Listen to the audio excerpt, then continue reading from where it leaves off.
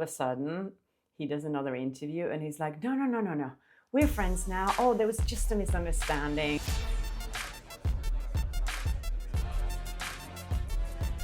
Hi, and welcome to Folsom Talk. I'm Kjersti Flaa, and here on my channel I talk about my good and bad experiences with celebrities, with Hollywood, and entertainment reporting in general. This morning I was going to shoot this video and then a helicopter, it felt like a helicopter was landing on my roof here, and then I realized there was a break-in next door, so I had the best view from this drama unfolding with 10 police officers and a helicopter, and it looked like it was going to be very exciting, but then I think the people got away and the house was abandoned anyway, so it was a lot of drama, a lot ado about nothing. Anyways, there's so much drama going on in Hollywood right now, and as you know, I'm following this drama with Blake Lively and Justin Baldoni and Ryan Reynolds and now Taylor Swift as well.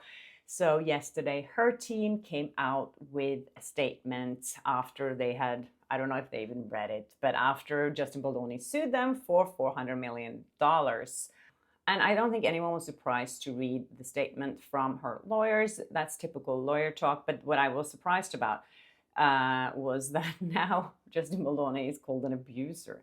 He was accused of harassing her, but now they're using a much stronger word, which is like, where did that come from all of a sudden? And then they're saying that this is an age-old story. A woman speaks up with concrete evidence of sexual harassment and retaliation, and the abuser attempts to turn the tables on the victim. This is what experts call DARVO, deny attack, reverse victim offender. Anyways, the concrete evidence we still have to see. It looked like she had evidence when she first sued him, but now when he is going through all her accusations and showing receipts, we know we've been fooled. This is so manipulative, the way that they have strategized this. I can't believe it. And when I started reading through that lawsuit, I was shocked, especially by one thing, which is the communication between the two of them during that one scene that she took all the credit for, the rooftop scene in the movie, which I have to say that I hated. I remember that scene specifically because I was watching the movie with Magnus and he was sitting next to me, my boyfriend, and I was like, oh, this is so cliche. This is so Hollywood. This is why I don't like Hollywood movies anymore. And I thought it was so long and the characters were just so fake and I didn't believe it, and I was just like, oh, this movie is going to be torture, and I didn't like the movie. I've been open about that. It's not for me, but you know, a lot of people really enjoyed the movie, so I totally respect that. We all have different tastes in movies. It's just that I didn't get it. I thought it was a drama, then I thought it was romantic comedy, and then I was like, whoa, now we're talking about domestic violence. So to me, it was way too confusing, and I thought there was too much of Blake Lively's hair in the movie. There was so much about her hair that I felt like that was his own character in the whole film. But anyways, this scene on the rooftop that they're having this fight about now, that apparently also Ryan Reynolds helped writing, and it was during the strike. So that's another side of this that will probably come to light if he actually was a scab. So Blake Lively invited Justin Baldoni to her house to talk about this scene. And Ryan Reynolds was there, and later apparently Taylor Swift showed up, and they were all so excited about her version. And after the meeting, she wrote a long email to Baldoni talking about how she has these amazing supporters and they always knows what's best, and she's so lucky to have them. And now Baldoni can also have them through her. And I think the last thing in that email is what people really made people go like, whoa, this is to me the most shocking part. She says that, if you ever get around to watching Game of Thrones, you'll appreciate that I'm Khaleesi, and like her, I happen to have a few dragons, for better or worse, but usually the better, because my dragons also protects those I fight for. So really, we all benefit from those monsters of mine. Smile emoji. You will too. I can promise you. Ooh. And then Baldoni replied saying this: it really does help a lot, makes it so much more fun and interesting, and I would have felt that way without Ryan and Taylor. Winky face emoji. You really are a talent across the board. Really excited and grateful to do this together. So you can see he is really like bowing down to her.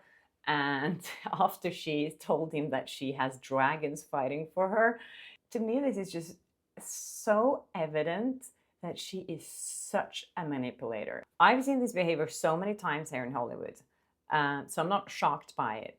Another thing that the lawsuit mentions is, I think all of us were like a little like shocked when we read that he had been leaning towards her, smelling her hair, and said, "You smell good."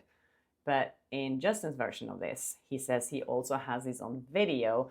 The fact was that she had just had a spray tan and she said, "I'm so sorry, I smell awful. That spray tan doesn't smell good." And he's like, "Well, no, you smell good." That was it. That was the harassment, apparently.